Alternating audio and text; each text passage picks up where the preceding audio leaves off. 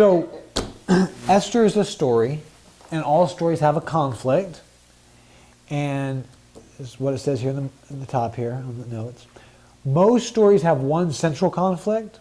They might have some side conflicts, but they have one central conflict. And usually it gets resolved in the most exciting scene.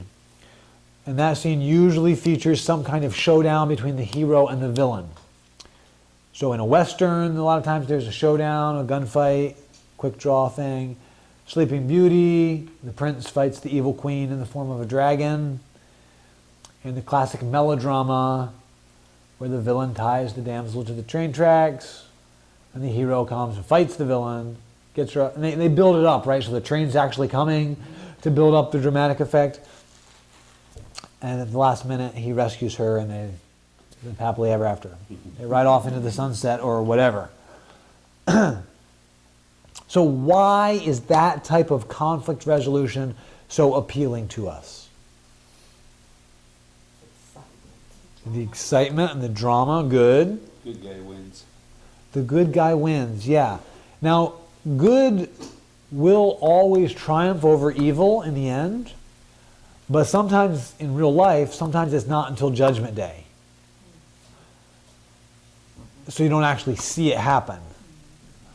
But it's very satisfying when you watch a movie or you read a story, when you can actually see it happen vividly and dramatically, because that happening in real life, sometimes you're just relying on faith, you know, that it will all be made right in the end on Judgment Day or, you know, whatever. But when you actually get to see it, and it's a tangible thing, it's very satisfying to us. So yes, good guy wins. That's super important.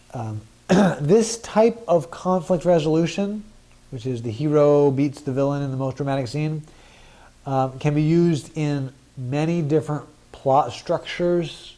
So the stories have all kinds of different forms that they come in, but that type can be used. But one type of structure is the chiasm. Does anyone know what a chiasm is? Or chiasm? Well, chi is just the Greek letter X. Well, it's not an X, but it's shaped like an X. So there's a chi, or a chi, or a chi. And so chiasm just means shaped like an X. So if you notice this, look, the ends are the same, right? And then this section is parallel with this section, and this little part here is this little part here, and then there's one thing in the center. So you see how the story can be shaped like an X. Here's a good example of it. Well, just with letters A, B, C, D, C, B, A. That's how the story would go. You see how on the ends you have the A's, and then next you have the B's, and the C's, and in the middle you have the D. So here I'll show you an example of how that plays out in a story. The villain demands the damsel pay the bills right now. The damsel cannot pay. The villain demands that she marry him, but she refuses. So the villain ties her to the train tracks, and then the hero fights the villain. That's the central turning point scene.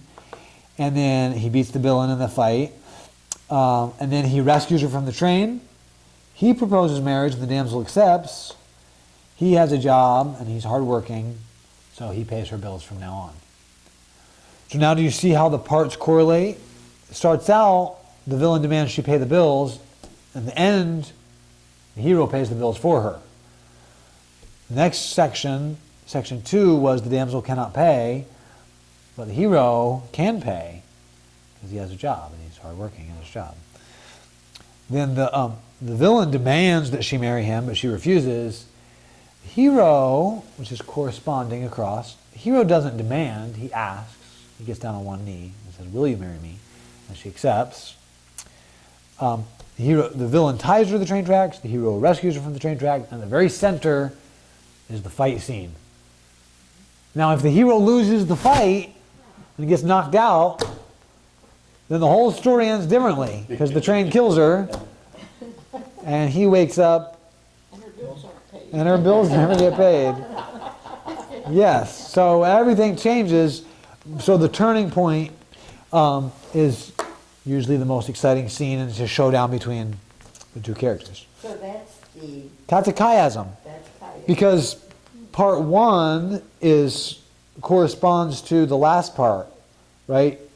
He has to pay versus she has to pay versus the hero pays. You see how they're all correlating to each other as it moves down, right? So biblical authors use chiasms to make a point. They don't just do it because it's fun, right? And so usually the two useful points are, I'm letting you know which scene to focus on by the chiasm, or I'm letting you know which two scenes to compare. So if this were a Bible text, which is not, but if it were, you could say, hey, yeah, look, that is different. They both want to marry her, but the villain demands it, and the hero asks it. This author seems to be saying, don't demand marriage from someone, ask. Right? So that he can, viewing this structure can help you know how to read it and how to study it and what to compare. So that's why it's useful. Okay, let's turn the page.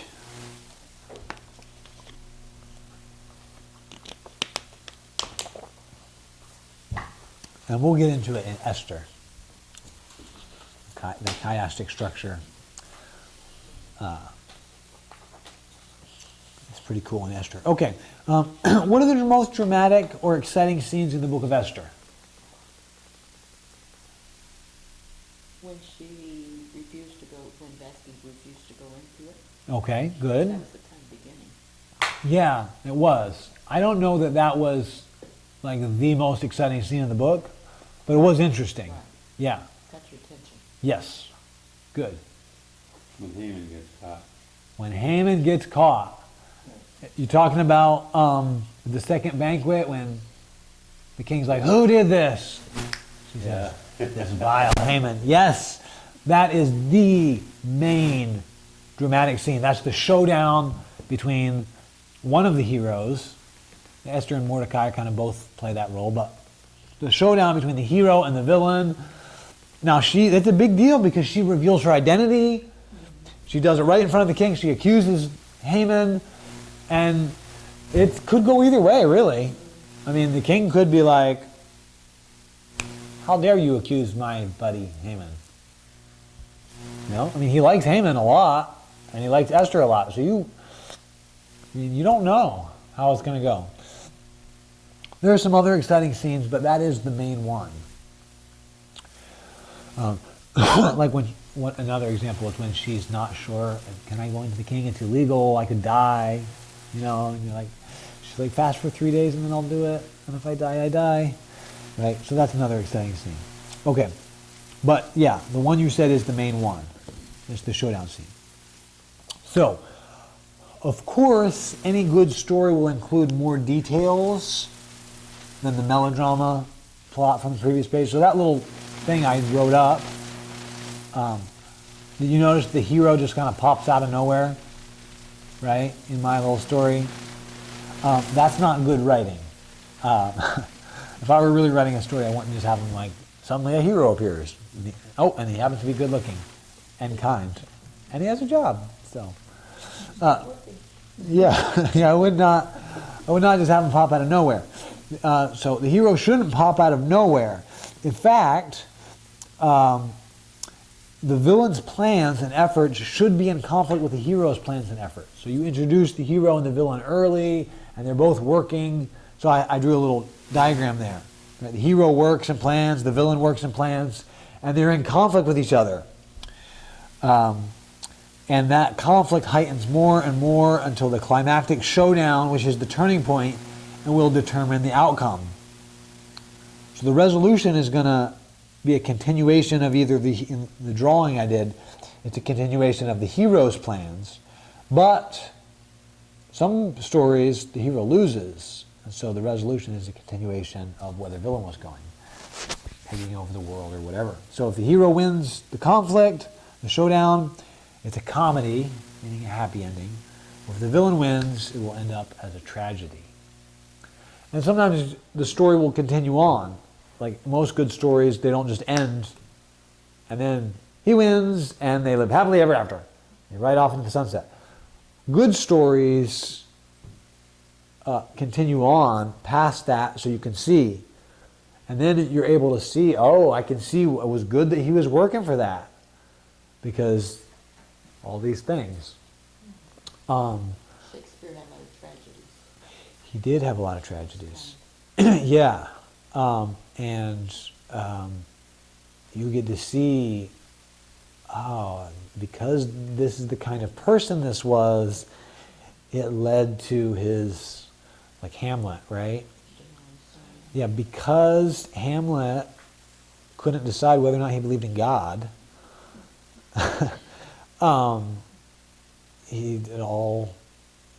he and everybody he loves dies. His girlfriend commits suicide, and his parents die, and he dies, and an enemy takes over his country, which he would have been king of. So, anyway, yeah. So, what is the structure of Esther, and what's the turning point? I have arranged 15 pictures for you all of the 15 little episodes in Esther.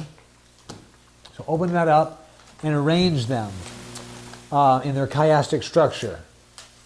So, for example, if the pictures just had letters on them, A, B, C, D, E, D, C, B, A, you would arrange them spatially like that on the right, going down.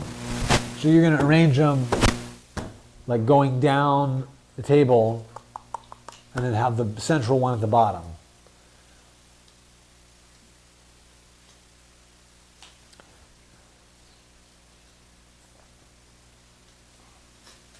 So,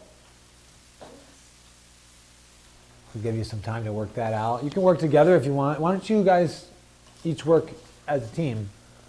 You have 2 groups.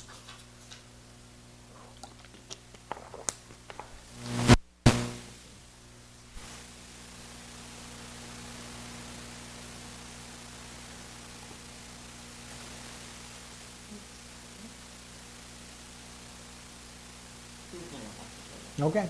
Yeah, you can do your own thing. That's fine. Work it out yourself. Speak for yourself, Donna.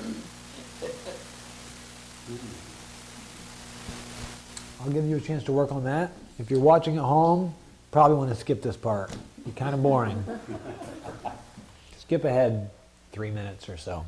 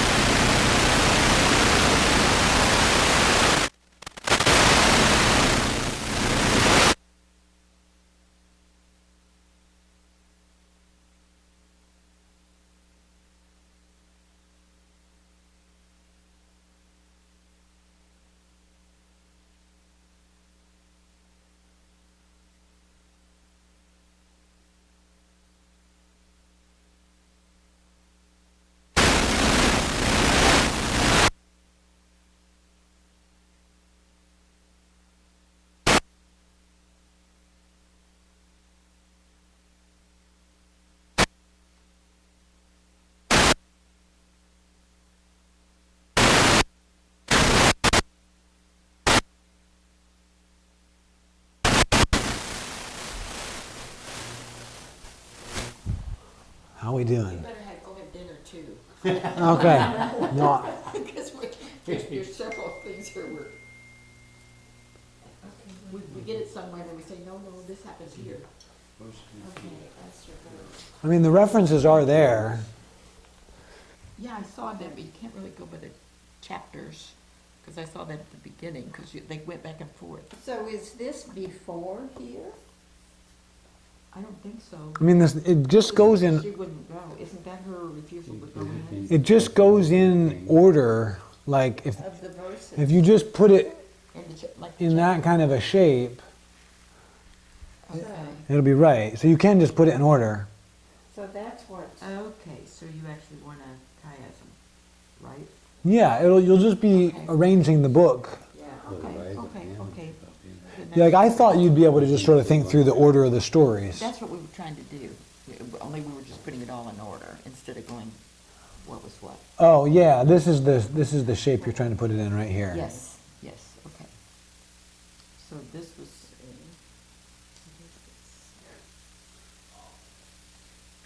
So banquet 1's going to be Esther's banquet, Esther's first banquet, when she just invites the private banquet. Yeah, Okay, Ruth So, Ruth is getting it. Keep going, Ruth. I see. context like this. Okay. I don't know what the center is. This is over here.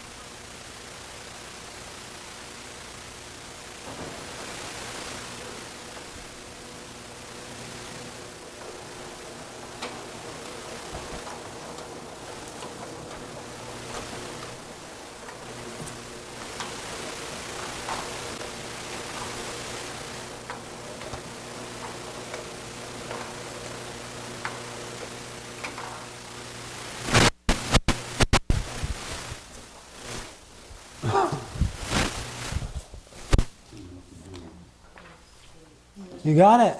Is that the center? I'm It thinking sure this is. the center. It sure is. That's Yes. what I was thinking. Because that would be the. Nice. Okay. That would be good. You want? I'm just going to give you it all arranged. You didn't want to take the whole class. No, I didn't want to take the class. I thought it would be a fun activity. I will say this. I just keep changing them. On this page, I couldn't. You can see how big hers is. She's got it. I couldn't get them all perfectly in line, so I kind of went like this, and then I kind of went up in the middle, just to make more room. So, but there's an This is the only example. one I had for sure. So you gotta go across, that's right. I had to go across a little bit just to save room, but you can see it's basically the. Oh, yeah. And Oh, wait, I've got something out of sync here. Rise of Kings, and then thankful one, that, and then ego, and then that. Rise of Anne. Okay. so now, did you notice I put the chapter 1 and 2, the banquet and the conquest, as one unit? Yeah. The reason for that is that both of those are basically the king showing off. He's got tons of wealth, tons of wine, tons of women. Right? In chapter 1, and so it covers all about the king and all his what? Lady friends. Well, just everything he has. He has everything anyone could want.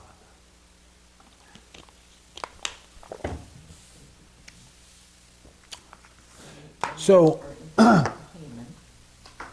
you don't need to arrange yours. You really. I just want to talk about it a little bit. You can arrange yours if you want, but it's not I important. already know what you wanted, it was kind of fun.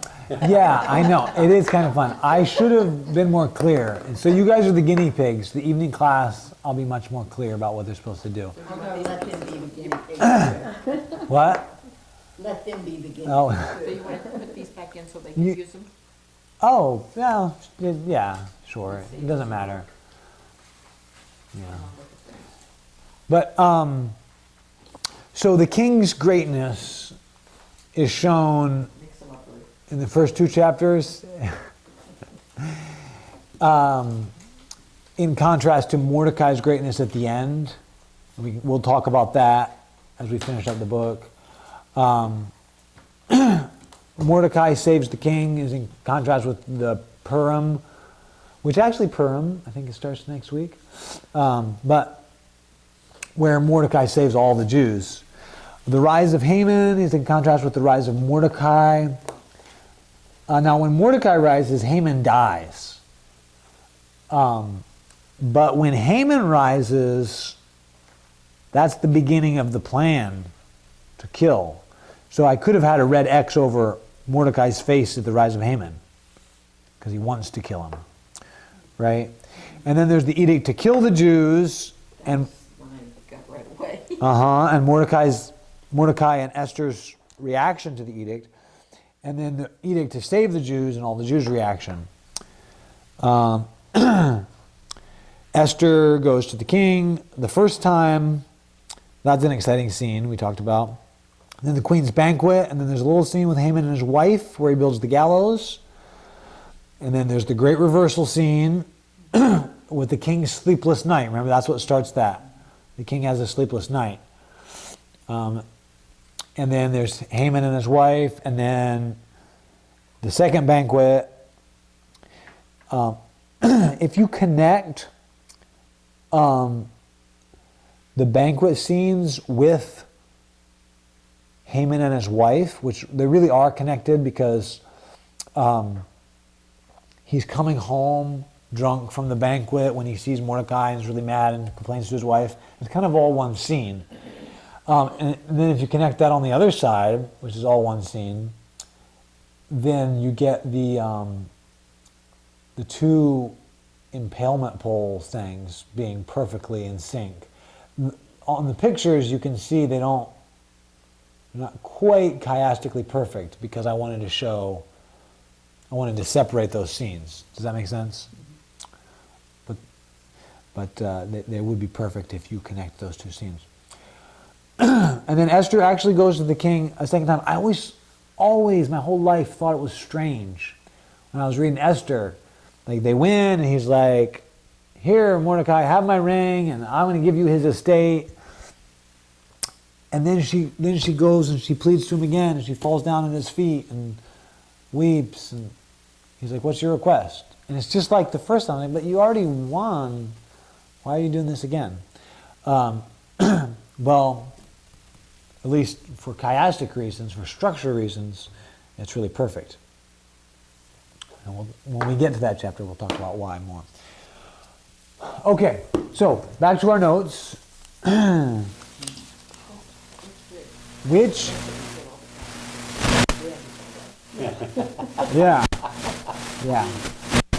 Which is the turning point scene? We just talked about it, but for the notes. Well, it's actually the turning point in the plot. It doesn't even have his sleepless night, right here. His sleepless night, and Haman's there, and he's like, "What should I do to somebody I want to honor?" Talks about the horse and everything. And he's like, go do that for Mordecai. And then he has to lead Mordecai around. So is the climactic showdown, so is the turning point scene, is it a climactic showdown between the main hero and the main villain? No, it's not. Esther doesn't follow the standard patterns. This is the standard pattern where you have the two tensions and then there's a big showdown scene and that resolves it. But in our book, the turning point scene is not a showdown. It's not like Mordecai, the hero, has been working and working toward this plan and he finally wins and it finally works. Just like the king can't sleep, he's like, bring me the annals. They happen to turn to a page about Mordecai. He's like, how do I want to honor? Haman happens to be there.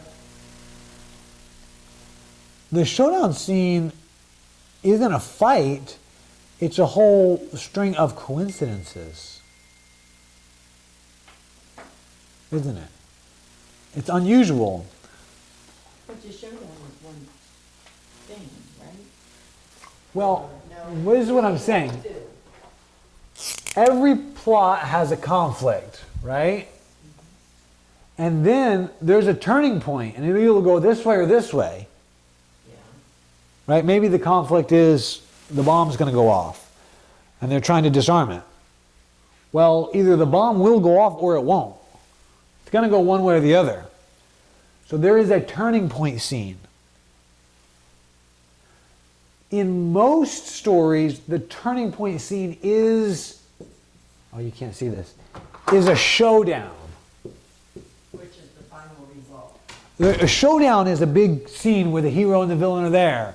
And they either gunfight or they fist fight if it's a superhero, or, you know, something. Or they yell at each other, right? A lot of romantic comedies, they're yelling at each other and then they just start kissing or something.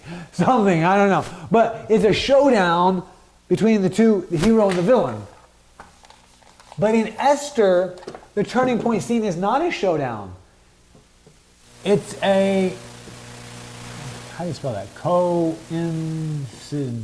Coincidence. I don't know how to spell coincidence, but that's what it is. It's just the king can't sleep. And he's trying to figure out, and then he's trying to, oh yeah, 5 years ago Mordecai saved my life. I got to do something. What can I do for him? Who's here? Oh, Haman happens to be here. What should I do? The big turning point, the center of the chiasm. And then from that point on, everything starts to go, everything changes. Even afterwards, even Haman's wife, right afterwards, Haman runs back. He's like, oh, it was so embarrassing. I had to leave my worst enemy around. And she says, oh, you are done for. And he's not even dead yet, but he will be dead in the next scene. I wouldn't have gotten that. What? I wouldn't have gotten that on my own. That being the turning point. I know that Mordecai and Haman really didn't go have a showdown, but I wouldn't have been able to pick that out. Yeah, it's strange. But so the chiastic structure, the fact that the story is written in this order, helps you see, oh, you know what? It's not here. This is the showdown scene. You helped me know that. Yeah, but the center of the book doesn't focus on the showdown. Remember I said, what's the most exciting scene? That's the second banquet. That's not the center of the book. That's not the turning point of the book. So, what is this? This is the sleepless night, right? The king's sleepless night. Yeah. And that's when he did start. See, yeah, and it's really weird because what do we know about Xerxes? When the king can't sleep, he's not calling for the annals. He's calling for one of his concubines, or he's calling for a bunch of wine. He is not calling for them to read the annals to him. Whatever put that into his head is weird for him. It's a very odd, unusual thing. Maybe one night in his life he decided, well, I've had enough wine and sex for now. I'll read the books. That's unusual for him. So, what is the author trying to say? What's the point? Why make just this seemingly insignificant thing This could go either way. No matter what, God's in charge. That's, right? he never really referred to God or anything, and yet here was something, Yeah. some higher power Yeah. that was Yes. controlling his thoughts. So the resolution is not a continuation of Mordecai and Esther's hard work. It's a continuation of these Makes sense. coincidences. Yes, so the point is Mordecai and Esther are not the heroes. I think I'm gonna write the word coincidence with a question mark, because it wasn't the coincidence maybe. Right, it definitely was not. Yes, it definitely was not a coincidence.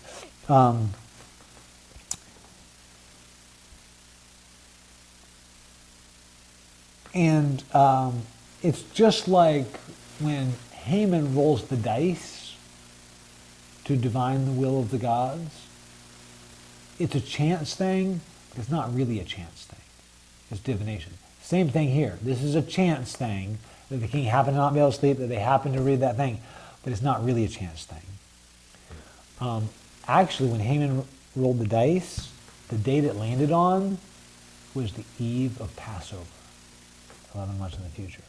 So that would have been extra devastating to the Jews, right?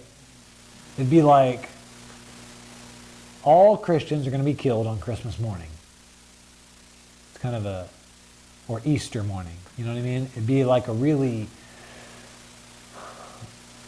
be a really terrible time for that to happen. I mean, it's always going to be terrible, but So actually, it would be like an underhand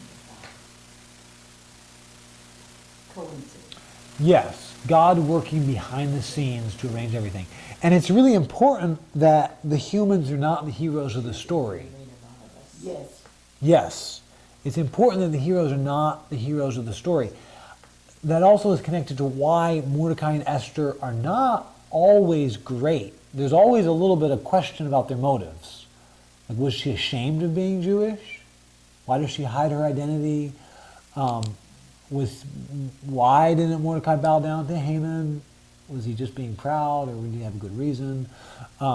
Why, we didn't get to this part, but why, when the battle scene comes, do they seem a little bloodthirsty? He's like, the Jews won, we killed thousands of people. Do you have any other request? Yes, can we do it again tomorrow and kill more people? It's a little brutal, at least for American tastes. But their moral questionableness, and Esther's sleeping with an uncircumcised guy, there's just a lot of things. Those things all make sense when you understand this story is not trying to show you, here's some great godly people that you can imitate. It's showing God works in this world, and there are godly people who sometimes do what's right and sometimes don't do what's right, and there's evil people who have evil plans, and there's all kinds of horrible things that happen in this world.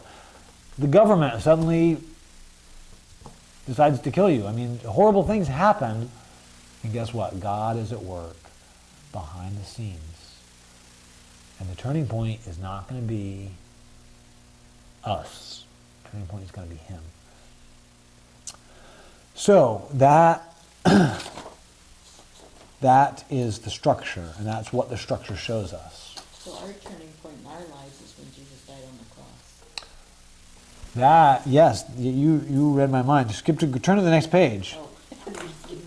Sorry. Yes. Sorry. No, that's great. Yes, that is the turning point in all of human history. But let's, before we get there though, let me teach you a new word, a cool word. Peripety. I don't know if that's how you pronounce it. But it means a sudden turn of events in a story that reverses the intended or expected action. So you're reading this story, it looks like, okay, so here's what's going to happen. The Jews are all going to get wiped out in this story. And there's a reversal. So here is the chiastic structure of reversals. This is just going through and looking at the reversals. So Donna, could you read 3:10 and 8:2? The king gives Haman his ring. The king gives Mordecai the same ring.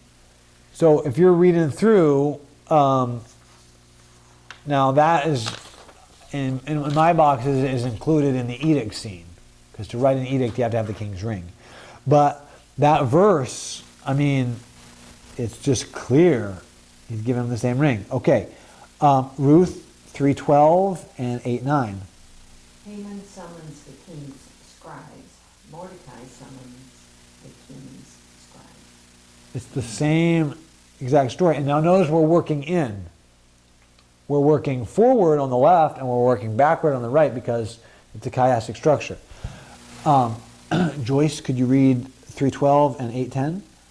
Letters written, sealed with the ring. Letters written, sealed with the same ring. They both write letters. Is it Jim? Jim Johnson? Yes. Okay, the next pair. The Jews, even women and children, to be killed on one day. The enemies, even women and children, to be killed on one day. Okay. 3:14. Haman's decree is publicly displayed as law. Mordecai's decree publicly displayed as law. Donna? Couriers go out in haste. Couriers go out in haste. Ruth? The city of Susa is bewildered. The city of Susa rejoices.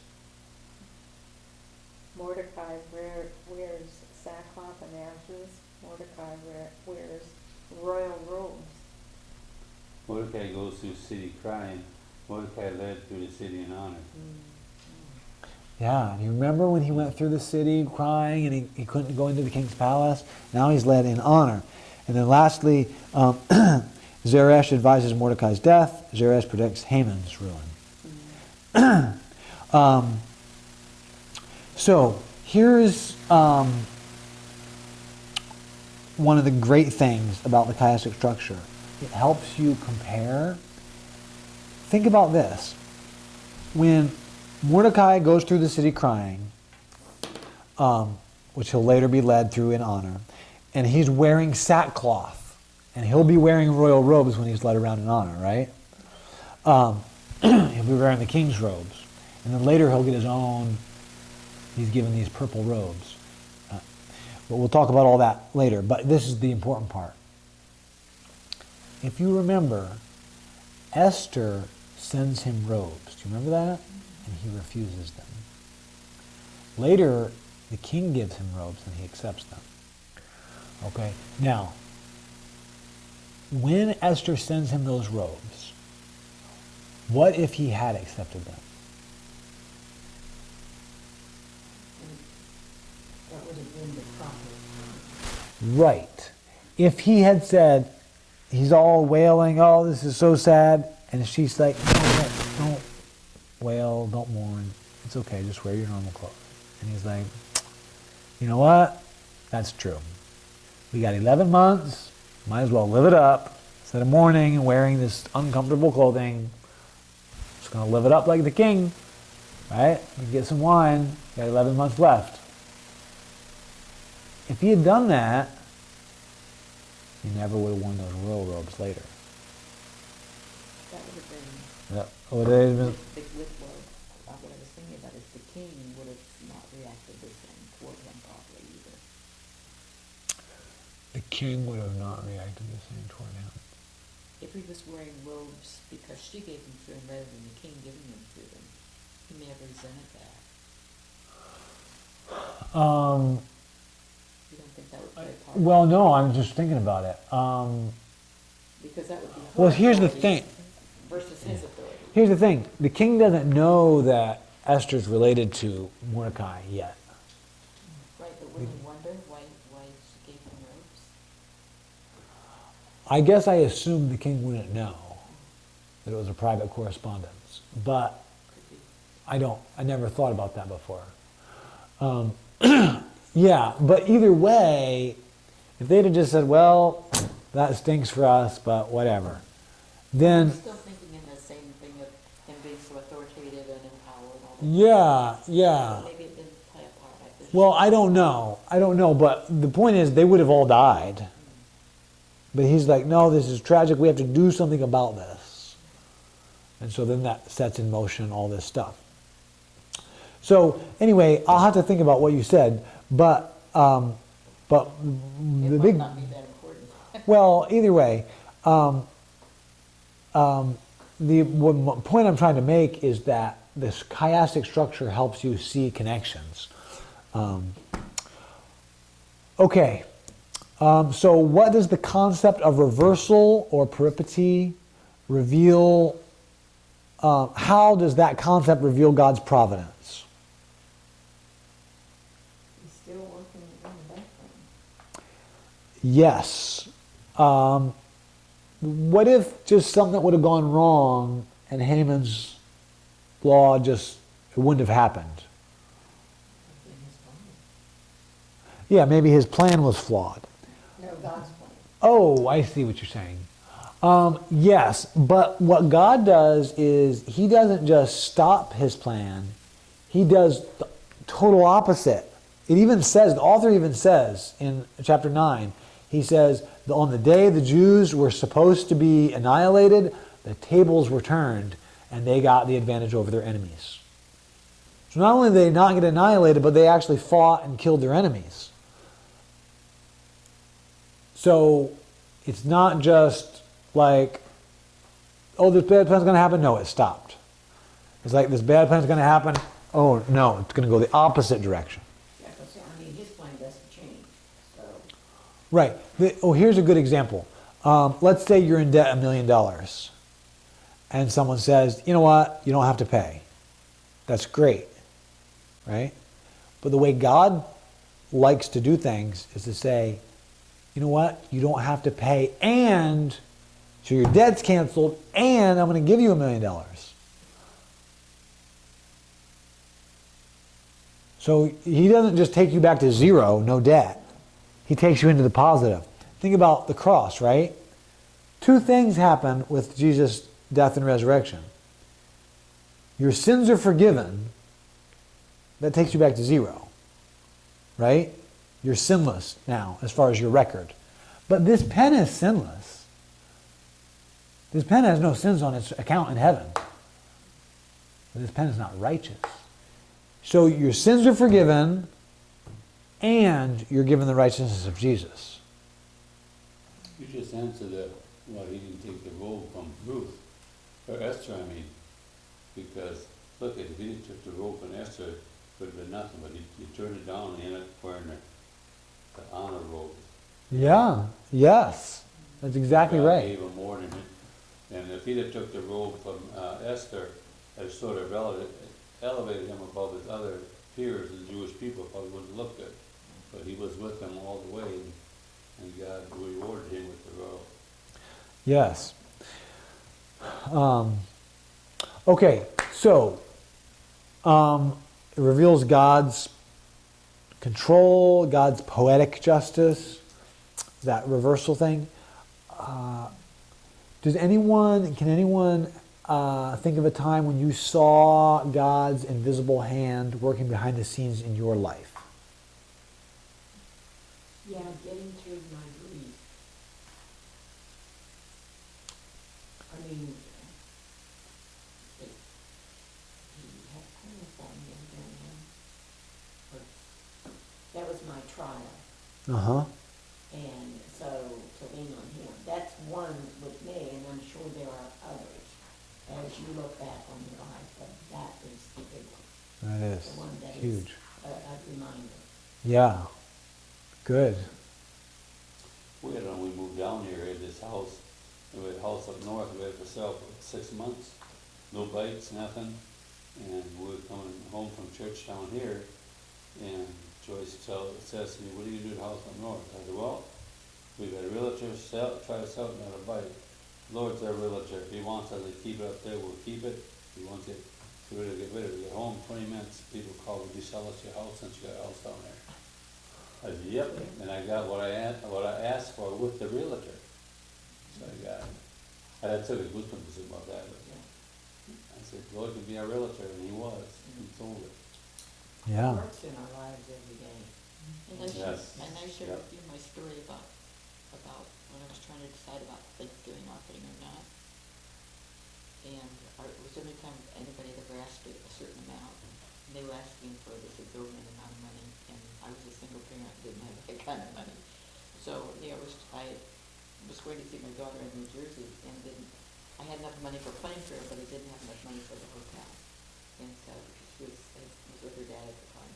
And so, anyway, 2 weeks before, after I went and gave the offering and said, Lord, you're providing, I know. And she called me unknowing this and said that she had won the door prize at her company where she worked. And I said, oh my goodness, what was it? And it was a 3-night stay at the Holiday Inn. See, I tell you. Yeah, Wow. That couldn't have been anybody but God. yeah, Yeah. exactly. God And I'm knows. not saying that well, look what he did because I gave the offering. I'm saying, look what God did. Yeah. Yeah. And think about all the little insignificant circumstances that led you to him. Like, I mean, think about how people get saved because they are flipping through the channels and a preacher comes on. You know what I mean? It just happens to be, if that happens to be a commercial while they're flipping through, they keep going. You know what I mean? Just all kinds of things. Think about the circumstances that led you here right now, the 5 of us right here.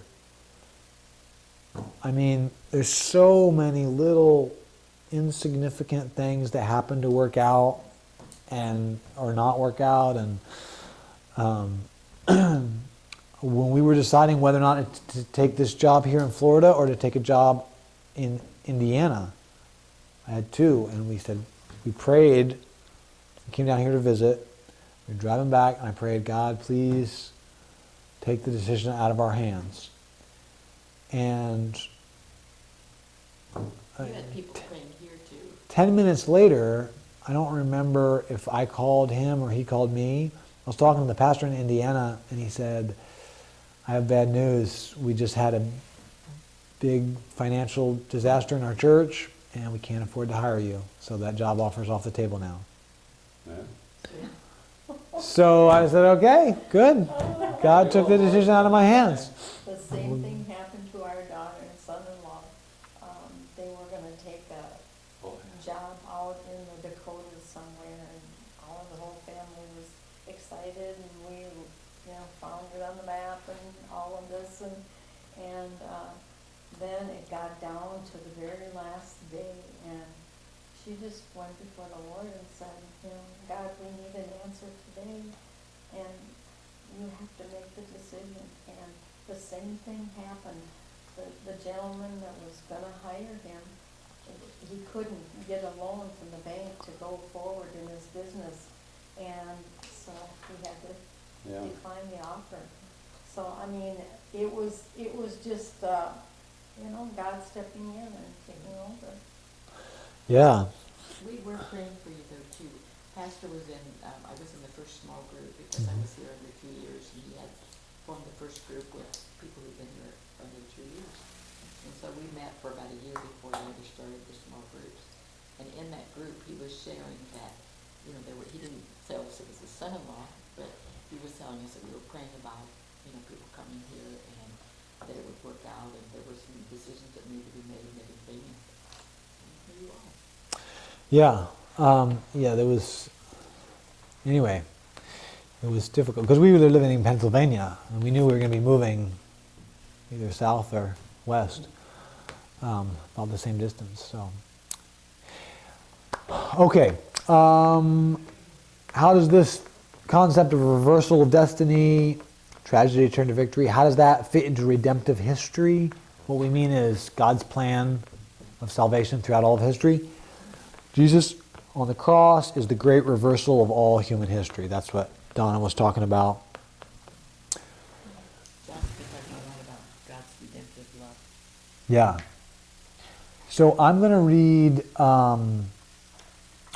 that Ephesians, or does anyone want to read Ephesians 2, 1 through 5? Think about in terms of reversal, the table's turning.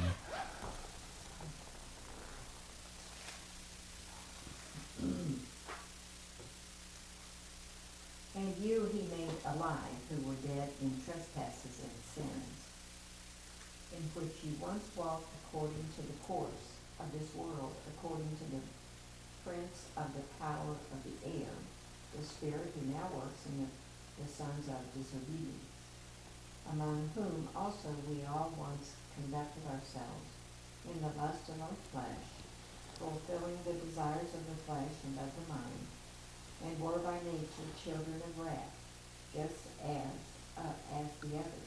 Now, what was all that saying? Well, that's grace through faith. Yeah, yes. But that part you just read focuses on what we were. The unsaved, right? Yeah. Let me read what you just read, 1 through 3, in the NLT. This is a very, it's a good translation, but it's just very plain English, even more simple than the NIV, okay? I'll read it. Once you were dead because of your disobedience and your many sins. You used to live in sin, just like the rest of the world, obeying the devil, the commander of the powers in the unseen world. He is the spirit at work in the hearts of those who refuse to obey God. All of us used to live that way, following the passionate desires and inclinations of our sinful nature. By our very nature, we were subject to God's anger, just like everyone else. It's pretty plain. It's pretty plain. And it says the exact same thing, right? We were children of wrath, just like the others, just like everyone else. So that's how it is. And now the big reversal. Donna, do you want to read verse 4 and 5? But God, who is rich in mercy for his great love, wherewith he loved us, even when we were dead in sins, hath quickened us together with Christ. By grace ye are saved. And then you skip down to 8. Yeah. So I'll read it in NLT. Okay? But God is so rich in mercy, and he loved us so much, that even though we were dead because of our sins, he gave us life when he raised Christ from the dead. It is only by God's grace that you have been saved. So that's the big reversal. We were dead just in sin, just like everyone else, and God made us alive in Christ. You said that was NLP? NLT, New Living Translation. Oh, I see, okay. See, the Message came out, and a lot of people liked it, but it's not actually a translation, it's a paraphrase. Oh. So a group of scholars got together and said, let's use very simple English like the Message, but let's make it an actual translation. And that's the NLT. It's very good. I always get it for kids. Or if I'm giving it out just to like random people on the street, it's a good one. I would think of the gem on the street. Yes, yes it would. It's relatively new though. Okay, so no matter how dark it gets, even if, think about it, what if that happened in America? The government made a law that in a few months every Christian will be put to death. They're working on it. They're working on it. Yeah, but you know what? God is in control, and God can make anything happen. Nothing is too great for him. So I'm going to read then Romans 8:35 and following.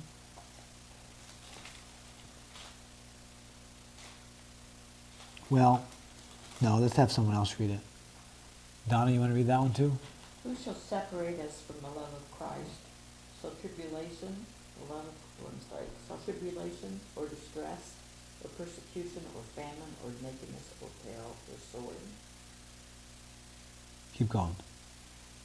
As it is written, for thy sake we are killed all the day long. We are counted as sheep for the slaughter. Nay, in all things, we are more than conquerors through him that loved us. Keep going. Yeah. For I am persuaded that neither death, nor life, nor angels, nor principalities, nor powers, nor things present, nor things to come, nor height or depth, nor any other creature shall be able to separate us from the love of God which is in Christ Jesus our Lord. That's what we need to remember. That we got that up in Indiana when I was in Alanis. We had to, all the instructors had to learn, had to memorize Romans 8. From, I think we started at 28 through 39. And that is a promise. It is. That's kind of one of you talk about, losing your salvation. Yeah. That's a good one for that. So, okay. Good. Good. Ready? Oh my gosh. Oh yeah, we're a minute overtime. Yeah, I think the activities are good. I should have just been a little more clear with the instructions, but That was good. It was. What else? You had to say, So you did good with the activity. thank you. That's just because you're the only one that got it. That's why you liked it. Well, it was, they gave us, I mean, it's always interesting to do something. I know. You know, we've done a lot of these classes with you. That's good. yeah, That's that good. is good. Oh yeah, I'll give it to someone tomorrow night. Yeah. Thank Now, you. you are going, we've got another week or what? What you? Well, my plan was just to go until we're done with the book. So, I mean, definitely it's not going to go past March. But yeah, I was planning to just keep going a few more weeks until we're. I thought you had said 3 months or something like that. Yeah, it was going to be because the Isaiah class was 3 months, and that had a lot of interest. A lot of people appreciated that, so I thought, well, maybe 3 month classes are better. So I wanted to do it again. 4 weeks is not enough. Yeah. There's some topics you can cover in 4 weeks. Yeah. Like when we did how to talk about sensitive issues. 4 weeks was enough for that. But there's most things you just can't. So. But anyway, it's just tough in this church. People travel a lot and people, and so people miss it, but that's okay. I mean, you get what you can get, and yeah. So, all right. Well, Thank you. I'll see some of you next week, and you guys.